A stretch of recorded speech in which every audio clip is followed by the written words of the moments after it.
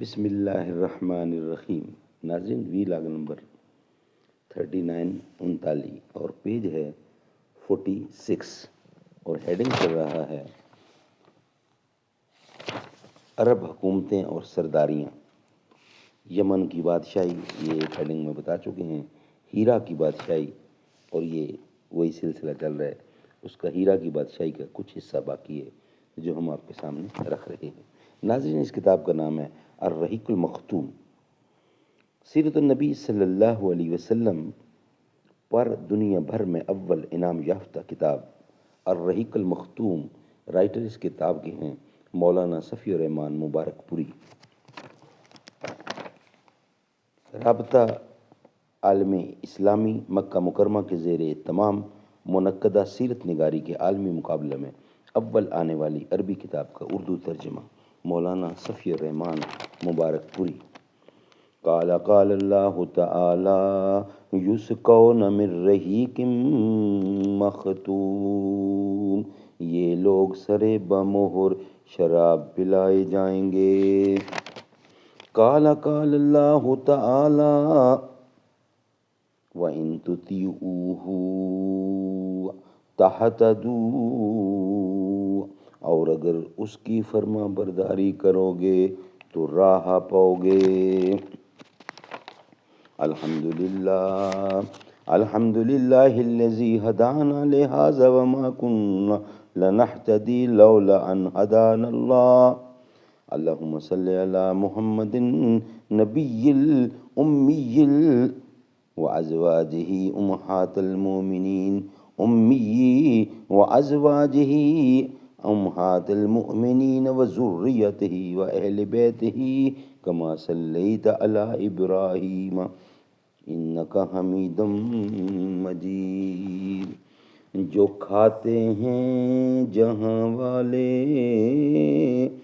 سخاوت ہے محمد کی، غریبوں پر کرم کرنا یہ عادت ہے محمد کی۔ 268 عیسوی کے عرصہ میں جزیمہ فوت ہو گیا اور عمر بن عدی بن نصر لخمی اس کا جانشین ہوا۔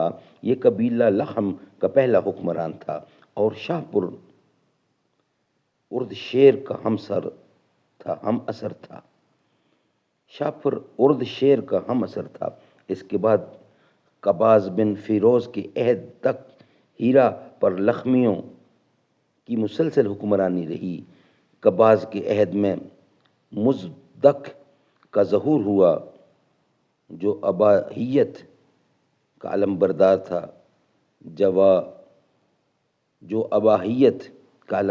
تھا۔ قباز اور اس کی بہت سی رعایا نے مزدک کی ہم نوائی کی۔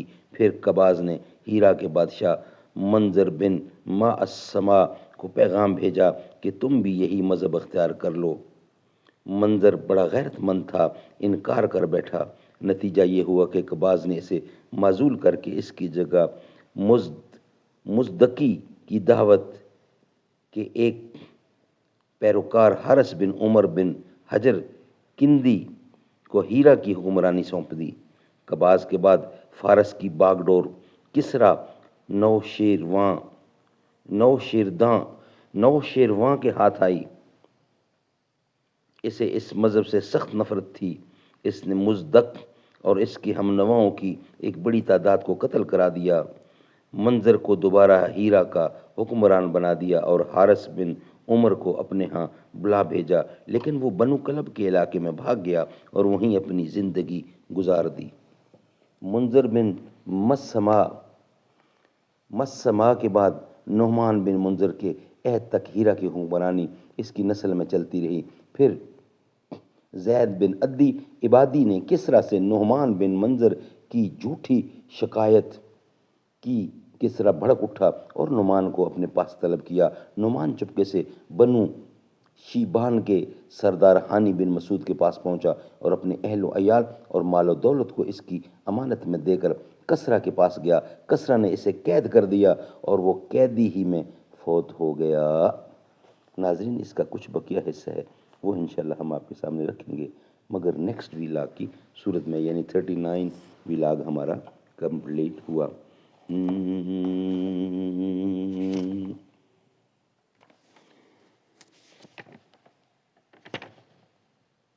ہرا گنبد جو دیکھو گے، ہرا گنبد جو دیکھو گے، زمانہ بھول جاؤ گے، اگر طیبہ کو جاؤ گے تو آنا بھول جاؤ گے۔